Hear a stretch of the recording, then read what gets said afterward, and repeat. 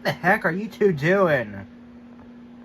Well, Hogwarts Express, me and the Polar Express are very bored. Bored? You don't got any jobs to do?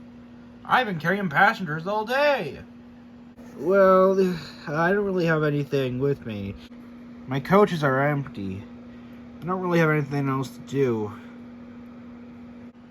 Yeah, me neither. I've been sitting here for quite a while.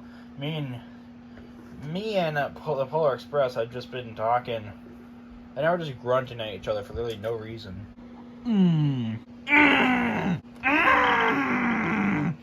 Will you two shut up? Okay.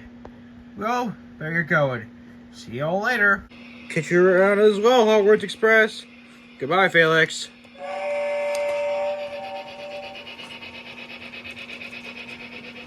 Is it just me, or does the Hogwarts Express act weird sometimes?